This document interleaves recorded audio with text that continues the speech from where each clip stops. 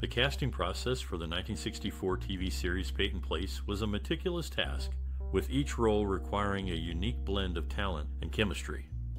For the lead role of Constance Mackenzie, actress Mia Farrow was chosen after the producers were impressed by her audition, where she displayed both vulnerability and strength, perfect for the character. The role of Allison Mackenzie, Constance's daughter, was given to Barbara Parkins. She was selected not only for her acting skills, but also for her ability to portray the character's innocence and curiosity. Ryan O'Neal, who played Rodney Harrington, was a relatively new face in Hollywood. He was chosen for his boyish charm and the chemistry he shared with Parkins during their audition. The character of Matthew Swain, the town's newspaper editor, was played by Warner Anderson. He brought a sense of authority and wisdom to the role, making him a perfect fit. For the role of Dr. Michael Rossi, the producers wanted an actor who could exude both charm and mystery. After several auditions, they chose Ed Nelson, who perfectly balanced these qualities.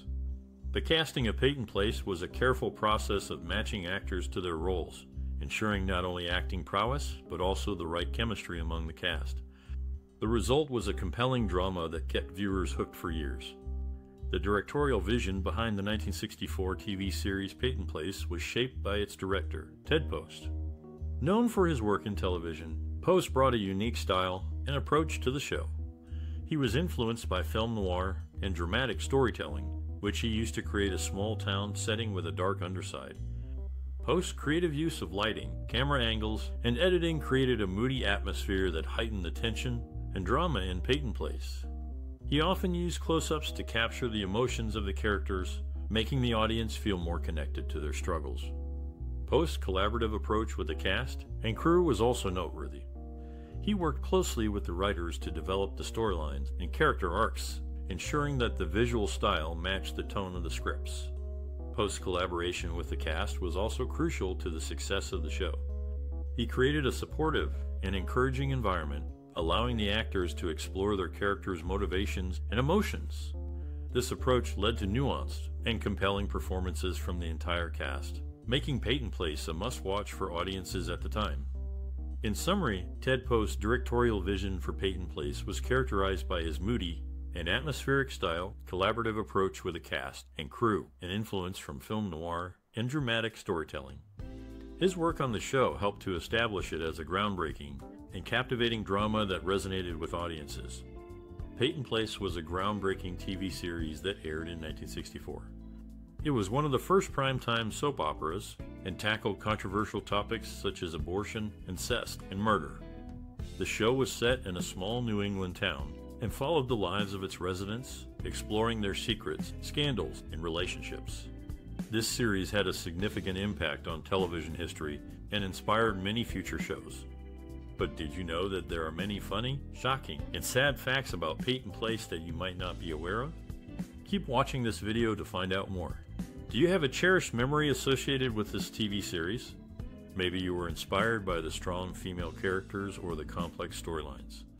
We would love to hear your stories and memories in the comments below. For me, Peyton Place was a show that I discovered later in life, but it quickly became a favorite. I was drawn into the world of the characters and found myself invested in their lives and stories. It was a show that wasn't afraid to tackle difficult topics and challenge its audience, and I appreciated that. So, whether you're a longtime fan of Peyton Place or just discovering it for the first time, there's something in this series for everyone. And who knows, you might just learn something new and interesting about this groundbreaking show. So, keep watching and enjoy the ride. The production of the 1964 TV series Peyton Place involved extensive set design and location scouting. The show was primarily filmed on sound stages in Los Angeles, where the crew built detailed sets to replicate the fictional New England town. They paid meticulous attention to every detail, from the architecture of the houses to the design of the town square. The production team also used innovative techniques to create realistic outdoor scenes. They employed a process called traveling matte, which allowed them to superimpose actors onto pre-filmed backgrounds. This technique created the illusion of the characters being in specific outdoor locations, even though they were actually on a soundstage. Despite the controlled environment of the soundstages, filming was not without its challenges. the large cast, and crew required careful logistical planning to ensure that scenes were filmed efficiently. Additionally, maintaining continuity across multiple takes and episodes was a complex task. As for locations, the show occasionally filmed exterior scenes in California locations that could double for New England. However, the majority of the filming took place on the sound stages. In terms of innovative technologies, Peyton Place was one of the first TV series to use the traveling matte technique extensively. This technology had been used in films before, but its application in television was relatively new.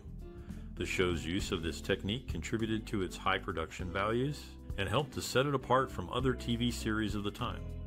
The 1964 TV series Peyton Place, based on the novel and film, underwent significant changes, which affected its overall quality. While the pilot followed the film and book to some extent, the series deviated significantly, leading to a different narrative. The Cross family was no longer present in the series, and characters such as Rodney, Norman, and Evelyn Page were eliminated or modified. For instance, Michael Rossi's character became a doctor instead of a high school principal, and Norman became Rodney's brother in the series. Furthermore, certain character traits and backgrounds were altered. Constance's character, who ran a bookstore in the film, instead ran a dress shop in the series and did not have a husband. These changes made the series less similar to the films, and some viewers might find the series less engaging than the films. The series' quality also declined when key actors, such as Dorothy Malone and Mia Farrow, left the show. Consequently, the show's appeal waned, and it lost its initial charm. In summary, while the Peyton Place series had some similarities to the film and book, it deviated significantly, affecting its overall quality. The show's decline in quality was also noticeable when key actors left the series.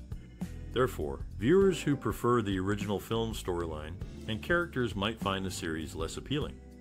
The creation of a film score and soundtrack is a meticulous process that involves blending music with the narrative and emotional tone of the production.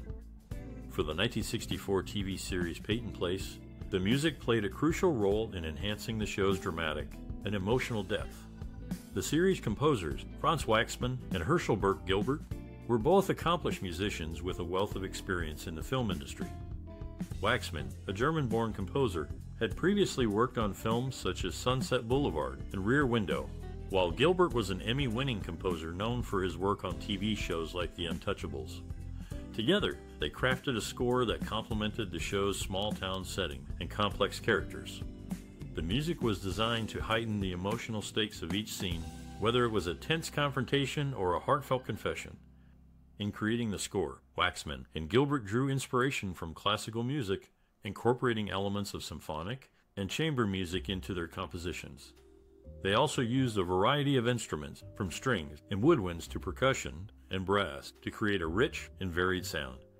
The soundtrack featured both original compositions and popular songs of the time, carefully selected to enhance the show's narrative and emotional tone.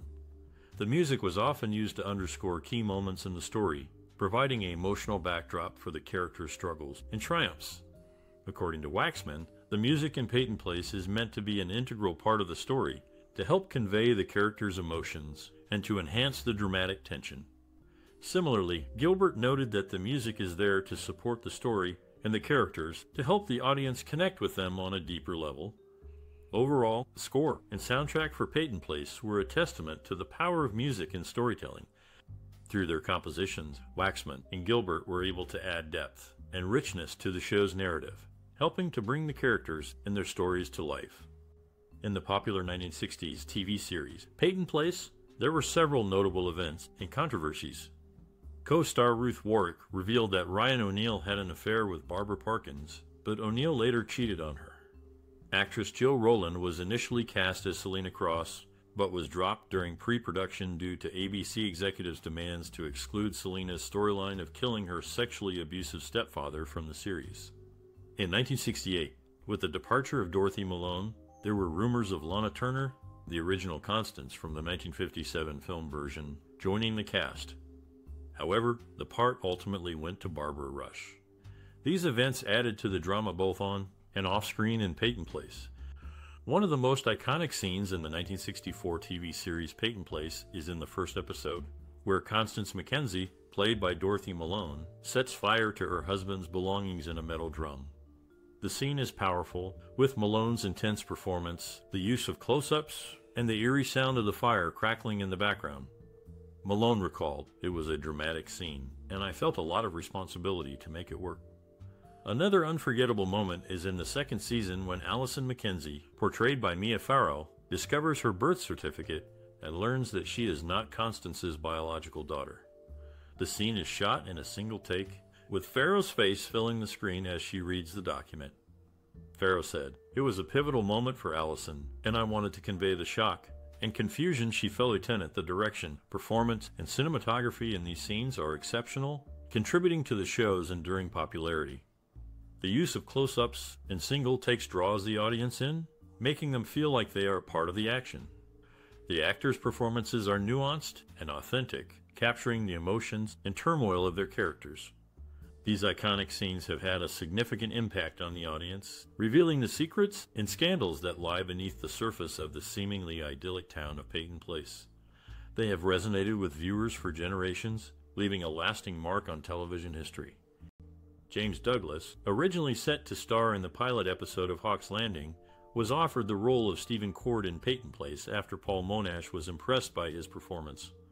Warner Anderson, who stopped appearing on screen as Matthew Swain after the first season, continued as the narrator until the show's end, though he received no screen credit for it. Joyce Jillson, known for her role as Jill Smith on Peyton Place, also appeared in the daytime drama Return to Peyton Place 2 years later. Peyton Place, a 1964 TV series, left a significant cultural and social impact on its audiences. The show, based on Grace Metalius's controversial novel, tackled sensitive topics such as adultery, abortion, and social class, which were considered taboo at the time. It resonated with viewers as they saw their own struggles reflected on screen, making it one of the first primetime dramas to delve into such mature themes. The series influenced pop culture by paving the way for future nighttime soap operas like Dallas and Dynasty. It demonstrated that there was a market for serialized dramas that explored complex social issues, and its success proved that audiences were ready for more mature and thought-provoking programming. Moreover, Peyton Place contributed to discussions on relevant social and cultural themes. The show tackled issues of gender, class, and morality, which sparked conversations among viewers about their own beliefs and values. It challenged the status quo and encouraged audiences to question societal norms, making it a groundbreaking series for its time. In addition, Peyton Place provided a platform for actors to showcase their talents, launching the careers of several notable stars, including Mia Farrow and Ryan O'Neal. The show's success also led to a feature film adaptation in 1957, further solidifying its place in popular culture. Overall, Peyton Place left an indelible mark on television history, pushing the boundaries of what was considered acceptable on primetime TV, and inspiring future generations of writers and producers to tackle complex social issues in their work. The television series Peyton Place from 1964 was first filmed in black and white, but transitioned to color in 1966. Actress Dorothy Malone, who starred in the series, passed away in 2018, along with her co-star Tim O'Connor. In 1966, Barbara Parkins, another co-star, co-hosted the Miss Teen International pageant with Ryan O'Neal, who also appeared in Peyton Place. Peyton Place, the 1964 TV series, received a mixed critical reception. Some reviewers praised its daring exploration of taboo subjects, such as adultery, incest, and abortion, for the time. The series was also commended for its strong acting, particularly from stars like Mia Farrow and Ryan O'Neal. However, other critics felt that the show was overly soapy and sensationalistic. Despite the mixed reviews, Peyton Place was a hit with audiences. It became one of the highest-rated shows on television during its run, and was watched by millions of viewers each week. The show's success can be attributed to its ability to tackle controversial topics in a way that was both entertaining and thought-provoking. Peyton Place received several award nominations, including multiple Primetime Emmy Awards and Golden Globe Awards. The show was nominated for Best Dramatic Series at the Emmys in both 1965 and 1966, and several of its actors received individual nominations as well. Mia Farrow was nominated for Best Actress in a Dramatic Series at the Golden Globes in 1965, and Ryan O'Neal won the award for Best TV Star Male in 1966. Receiving these accolades was a significant achievement for those involved in the show. It not only validated their hard work and talent, but also helped to establish their careers in the entertainment industry. The awards and nominations also served as a testament to the show's impact and cultural significance. Peyton Place was more than just a soap opera. It was a groundbreaking series that pushed the boundaries of what was considered acceptable on television. Its success paved the way for future shows to explore controversial topics and helped to shape the landscape of television drama. Actress Ruth Warrick, who worked on Peyton Place, expressed dissatisfaction with co-star Ryan O'Neal, describing him as being overly self-absorbed. The original plan for the character Elliot was to be killed off and followed by a murder trial, but this was abandoned when the character became popular with the audience. Barbara Parkins declined to reprise her role as Betty in the 1977 film Murder in Peyton Place, but agreed to play the character again in the 1985 series Peyton Place: The Next Generation. The filming of Peyton Place in 1964 was an exciting time, filled with hard work, creativity, and a bit of drama. The cast and crew formed a close-knit community, working long hours to bring the story to life. One memorable moment occurred when actress Mia Farrow, who played Allison Mackenzie, had a difficult time filming a particular scene. She was supposed to cry, but the tears just wouldn't come. The director, Richard Lang, tried everything to help her, but nothing seemed to work. Finally, he asked her to think about something sad. Mia thought about her dog that had recently passed away, and the tears flowed freely. The scene was a success, and Mia learned a valuable lesson about using her emotions in her acting. Another interesting anecdote involves actor Ryan O'Neal, who played Rodney Harrington. Ryan was a bit of a prankster on set, and he loved to play practical jokes on his co-stars. One day, he filled a fake spider with fake blood and placed it in co-star Barbara Parkins' dressing room. When Barbara saw the spider, she screamed and jumped out of her seat. Ryan's prank was a success, and he and Barbara became good friends. Despite the long hours and hard work, the cast and crew of Peyton Place had a lot of fun making the show. They became like a family, supporting each other and working together to create something special. The friendships and memories they made during the filming of Peyton Place lasted a lifetime. After Mia Farrow left Peyton Place, the character of Rachel Wells was introduced to fill the void left by Farrow's character, Allison Mackenzie. Dorothy Malone, who played the role of Constance Mackenzie, became dissatisfied with her character being overshadowed by Farrow's. Malone left the show in 1968 and sued 20th Century Fox for breach of contract, which was later settled out of court. Barbara Rush joined the series without prior knowledge of her character's traits or storyline. Peyton Place, a groundbreaking 1964 TV series, holds a significant place in film history. As one of the first primetime soap operas, it tackled controversial topics such as rape, incest, and social inequality, which were considered taboo at the time. This daring approach opened new narrative paths for television, paving the way for future series to explore mature themes. The show's impact on filmmaking is evident in its influence on the evolution of serialized storytelling. By presenting ongoing, interconnected narratives, Peyton Place demonstrated the potential of the soap opera format, leading to the development of numerous successful dramas. Its innovative use of cliffhangers and character development has since been adopted by various series, contributing to the ongoing popularity of the genre. Moreover, Peyton Place inspired several subsequent works, including film adaptations and spin-offs. The series' success led to the release of a 1972 movie, which further explored the lives of the characters. Additionally, the show's theme and structure have been revisited in numerous contemporary series, showcasing its lasting influence on storytelling in television. In summary, Peyton Place revolutionized television with its bold storytelling and mature themes, leaving a lasting legacy in the world of film and television. Its daring approach to serialized drama has inspired countless subsequent works, solidifying its place as a trailblazer in the industry. On the set of Peyton Place, Jenna Rollins implemented a cigar ban due to her discomfort around them. During Betty and Stephen's marriage, there were discussions about bringing Henry Beckman back, but negotiations fell through due to financial disagreements. Interestingly, two actors from the original 1957 film, Erin O'Brien Moore and Lee Phillips, worked on the television series. O'Brien Moore transitioned from playing Mistress Evelyn Page in the film to Nurse Choate in the series, while Phillips directed several episodes after portraying Michael Rossi in the film. In 1967, Barbara Parkins, known for her role as Betty Anderson in the popular series, expressed her desire to leave due to the demanding work schedule and a desire to explore new opportunities. However, she stayed until the show's end in 1969. In 1964, ABC requested a murder to be featured in the series. Initially, the producers suggested Elliot Carson as the victim, but this was vetoed. As the show's second season began, it took over a significant portion of 20th Century Fox's studio, occupying 5 sound stages, 2 major outdoor sets, and several minor ones. The exterior of the studio commissary was used as the hospital in Peyton Place, and a public square with a bandstand was also built for filming. Mia Farrow, who played Allison Mackenzie, didn't anticipate the success of Peyton Place.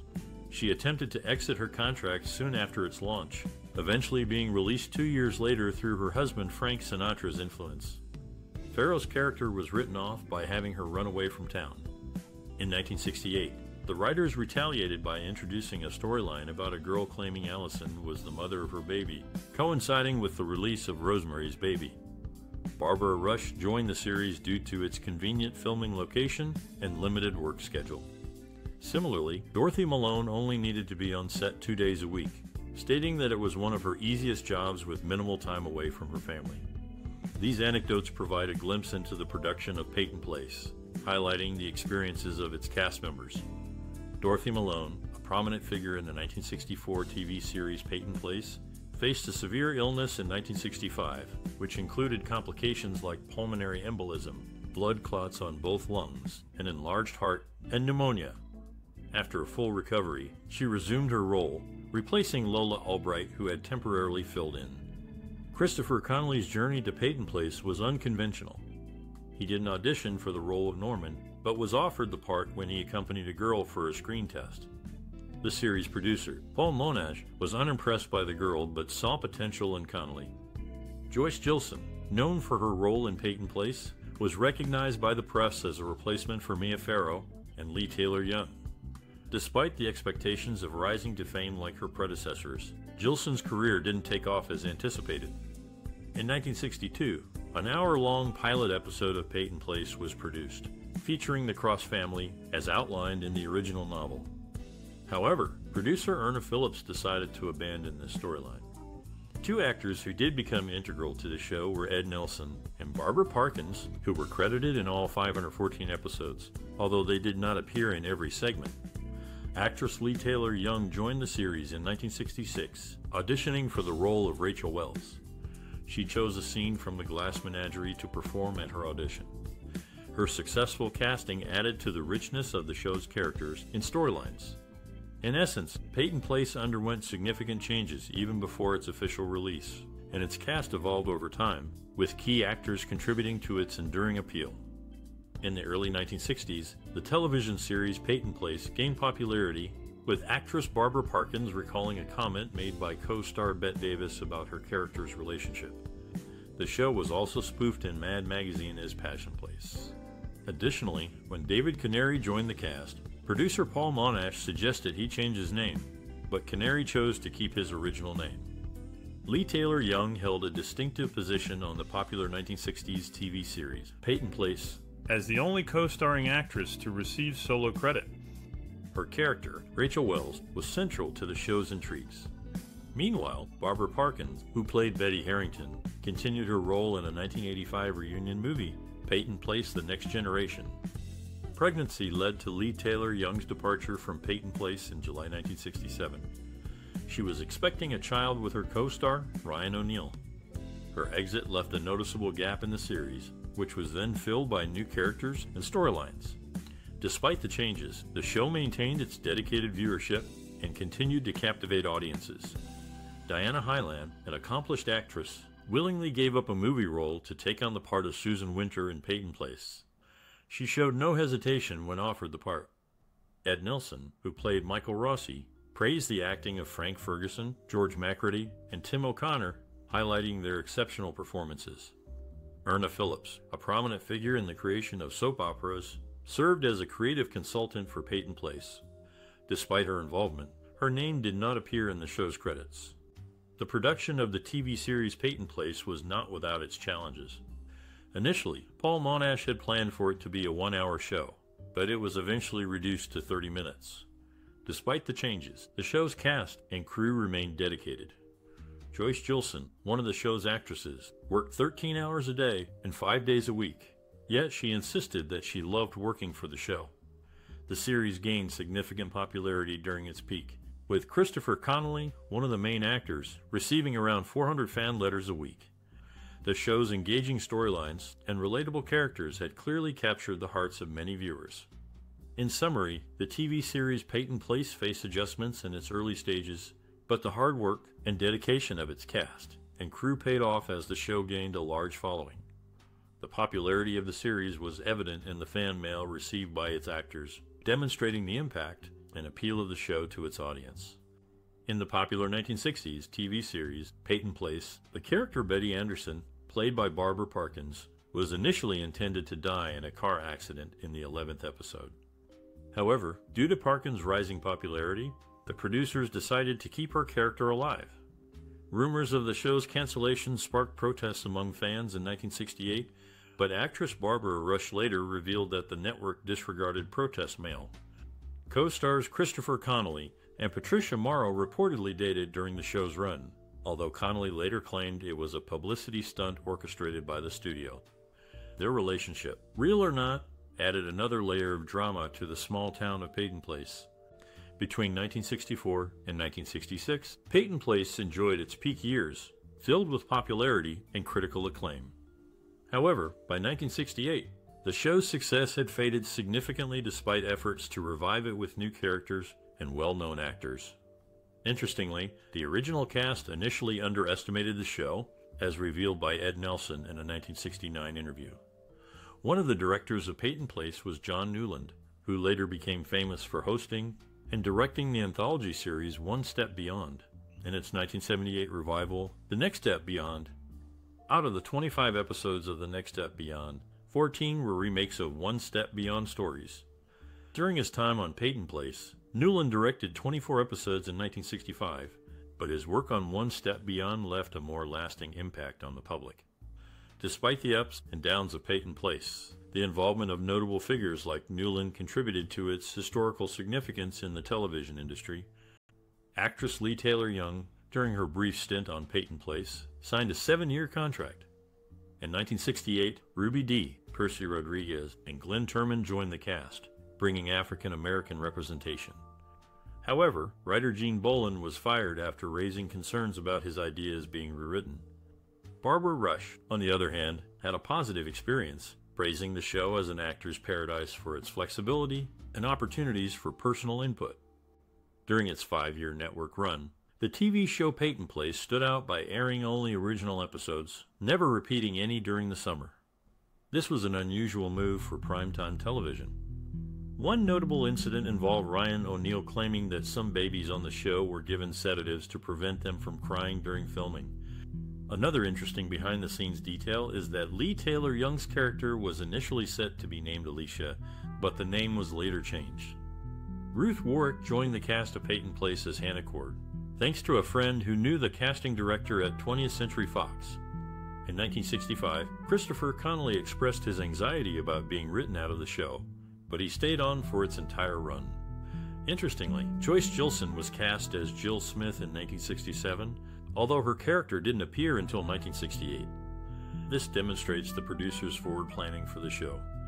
Paul Monash, the showrunner of Peyton Place, offered Lana Wood the role of Sandy Weber after being impressed by her performance in The Long, Hot Summer. Interestingly, Wood had also planned to contact Monash to express her interest in the same role.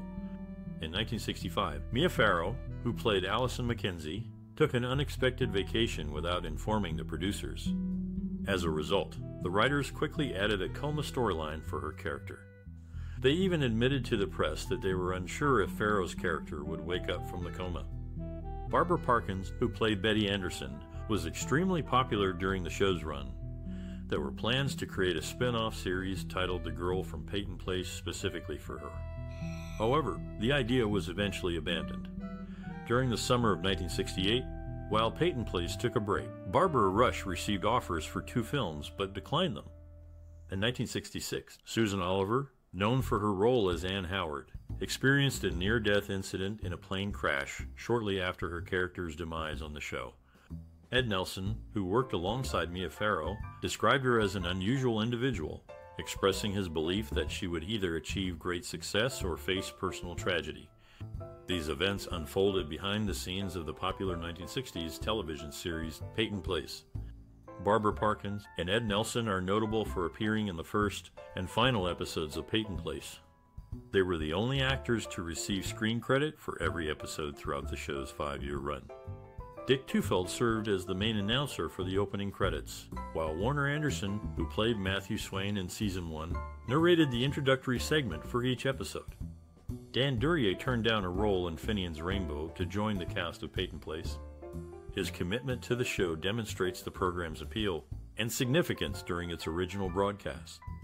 Dorothy Malone is best known for her starring role as Constance Mackenzie in the 1964 TV series Peyton Place. Her portrayal of the character was well received by the public and helped establish her as a prominent figure in the television industry. Prior to her role in Peyton Place, Malone had already made a name for herself in Hollywood with her appearances in films such as Basic Instinct and Written on the Wind, for which she won a Best Supporting Actress Oscar. Her work in Peyton Place further solidified her status as a talented and dedicated actress. In the 1964 TV series Peyton Place, a shocking and tragic event occurred when actress Dorothy Malone's stunt double, Grace Leonard, was severely injured during the filming of a scene. Leonard suffered a broken back and spent several months in the hospital, which led to a significant delay in the production of the show. The series, based on Grace Metalius's controversial novel, was known for its daring storylines and exploration of taboo subjects such as incest, abortion, and murder. Despite the accident, Peyton Place continued to push boundaries and became one of the most successful and longest-running primetime soap operas in television history. The show's success can be attributed to its talented cast, including Mia Farrow, Brian O'Neill, and Barbara Parkins, as well as its skilled writing team, who were able to create complex and engaging storylines that kept viewers hooked. Peyton Place tackled serious issues with sensitivity and nuance, making it a groundbreaking series for its time. Despite the passage of several decades, Peyton Place remains a significant cultural artifact, shedding light on the social and cultural attitudes of the 1960s. Its impact can still be felt today, as it paved the way for future primetime soap operas and helped to shape the landscape of television as we know it. If the 1964 TV series Peyton Place left an impression on you, we'd love to hear your stories. Share your memories and experiences related to this groundbreaking show. How did it affect you personally? In what ways did it influence your view of cinema? Your insights could inspire others and enrich our discussions. Don't forget to like, share, and subscribe for more explorations into classic television and film. Together, let's celebrate the enduring impact of Peyton Place and the world it opened up for us. Your voice matters, so join the conversation.